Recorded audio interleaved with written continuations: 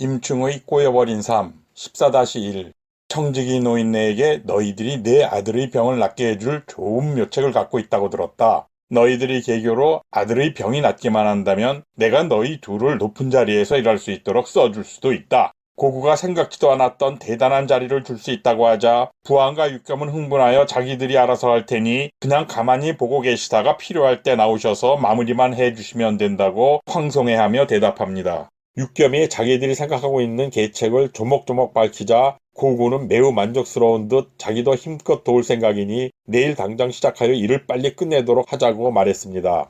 그 시각 임충은 매일 노지심과 어울려 술을 퍼마시면서 고아내가 자기 부인을 겁탈하려 했던 일을 잊으려고 애쓰고 있던 중 그의 인생에 먹구름이 깔릴 일이 벌어집니다. 그날도 노지심과 함께 한 장 걸치기 위해 열무방이란 거리를 지나가던 중 몸집이 엄청나게 큰 한 사내를 보게 됩니다. 특이하게 뿔이 달린 두건을 쓰고 낡은 점퍼를 걸친 그 남자의 손에는 한눈에 보아도 보더라는 걸 알만한 칼이 들려 있었습니다. 사내는 그 칼을 팔려고 하는 것 같이 임충과 노지심이 지나가자 그들이 들으라는 듯 혼잣말을 중얼거립니다. 이런 보도를 보고도 누구도 알아주지 않는 것이 도대체 이곳 사람들은 눈이 있는 거야 없는 거야. 이런 귀한 칼을 알아보지도 못하니 답답할 뿐이네.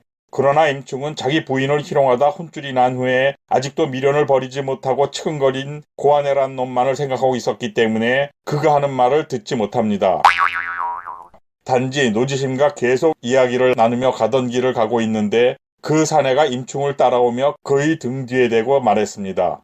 이 좋은 보도를 누구도 알아주지 않으니 답답할 뿐이로다. 그렇게 자기 등 가까이에서 상당히 큰 소리로 말했지만 그의 말을 전혀 알아듣지 못하고 노지심만 바라보며 함께 골목길 안으로 접어들자 다시 한번 큰 소리로 한탄합니다. 정말 미치겠구먼. 이렇게 큰 동경바닥에서 이 좋은 칼 하나를 알아보는 인간이 없으니 한심할 뿐이로구나. 그렇게 쫓아오며 큰 소리로 재차 말하자 그제서야 그의 말을 알아들은 임충이 머리를 돌려 사내를 쳐다보자 보란듯이 칼집에서 칼을 뽑아듭니다. 그 칼날에서는 눈이 부실 정도로 빛이 쏟아지고 있었고 보고 있던 임충이 정색을 하며 말했습니다. 그 칼 좀 봅시다. 임충이 한번 보고 싶다는 말을 하자 그 남자는 기다렸다는 뜻이 들고 있던 칼을 임충에게 건네줍니다. 사내가 건네준 칼을 노지심과 같이 보자마자 임충이 깜짝 놀라며 자기도 모르게 큰 소리로 말했습니다. 흔치 않은 좋은 칼이로구나. 이걸 팔려고 하는 것 같은데 값은 얼마나 쳐주면 나에게 팔겠소? 당신도 알겠지만 3천간 이상은 충분히 나가는 물건이지만 2천간만 받겠소이다. 칼을 다시 받아든 남자가 무슨 큰 선심을 쓰듯이 말했고 임충은 그 칼이 너무 탐이 나기는 했지만 2천관이라는 돈은 절대 작은 돈이 아니었기에 다시 말합니다. 지금 그대 말을 들어보니 2천관 값으로도 알아주는 사람이 한 명도 없다고만 했으니 1천관만 받겠다면 내가 당장 살 수 있으니 그렇게 합시다. 임충이 값을 반타작하자고 말하자 잠시 망설이는 것처럼 하더니 임충과 노지심을 번갈아 바라보며 말합니다. 내가 지금 워낙 돈이 궁해서 그동안 아끼고 아껴오던 칼을 어쩔 수 없이 팔려는 것인데 그럼 이렇게 합시다. 만약 당신이 꼭 사겠다고 한다면 500간은 깎아줄 테니 1,500간만 주시오. 이렇게 하면 충분하지 않소? 칼을 팔아먹으려는 남자가 자기가 깎으려는 값에서 다시 반타작을 해서 값을 제시하자 임충이 다시 한번 단호하게 말했습니다. 나는 1천관이라 했고 그 이상은 절대 낼 수 없으니까 내가 제시한 값을 받겠다고 하면 당장 사겠소. 임충이 단호하게 그의 말을 자르며 말하자 칼을 든 남자가 잠시 기가 막히다는 표정을 지으며 허공을 바라보더니 곧 고개를 끄덕이며 말합니다. 당신이 제시한 값은 사실 말도 안 되는 가격이긴 하지만 내가 지금 워낙 돈이 급하니 어쩔 수가 없어서 하는 말인데 잘 들으시오. 일단 당신의 말을 받아들이긴 하겠지만 당신이 제시한 1천관에서 더 이상 단 1문도 모자라게 해서는 아니 되니 알아서 하시오.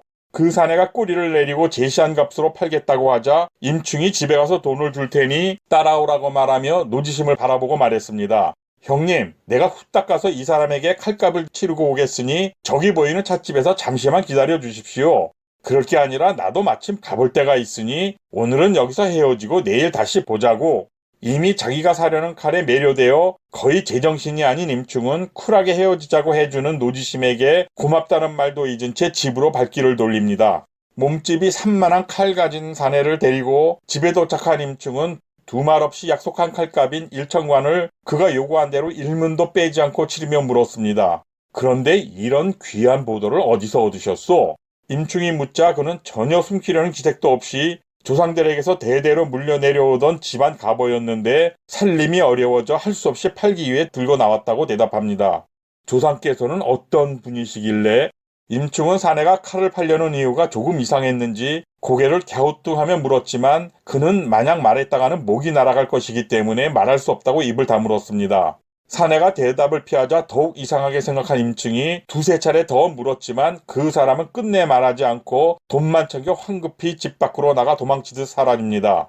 사내가 도망치듯 떠나간 뒤 임충은 그 칼을 다시 한번 칼집에서 뽑아 유심히 살펴보았고 볼수록 좋은 칼이 확실하다는 것을 알 수 있었습니다.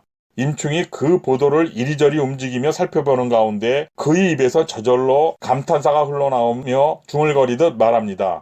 정말 쉽게 보기 힘든 대단한 물건이 확실하다. 듣기로 이런 정도의 보검이 고태위의 부중에도 한 자루 보관되어 있다고 하는데 쉽게 다른 이에게 보여주지 않는다고 하지 않는가? 나도 정말 보고 싶어서 여러 번 기회가 생기길 기다렸지만 결국 한 번도 보지 못했는데 이제 나도 보도가 생겼으니 기회가 오면 언제 한번 견주어 봐야겠다. 그 칼이 얼마나 좋은지는 모르겠지만 오늘 내가 이상하리만큼 손쉽게 구한 이 칼보다 좋기는 어려울 것이 확실할 것이다. 그리고 혼자서 못내 즐거워하며 일천관이라는 큰 돈을 들여 구한 보도를 이리저리 돌려가며 어루만지듯 구석구석을 살피다가 밤늦게 잠이 들었습니다. 다음날 간밤에 너무 늦게 잠이 들어 늦잠을 자고 있었는데 누군가 급하게 문을 두드리는 소리에 잠을 깼습니다. 억지로 일어나 문 밖으로 나가보니 테이블에서 나온 승국 둘이 서 있는 것이 보이자 놀라 달려나가자 그들은 임충에게 뜻밖의 말을 합니다.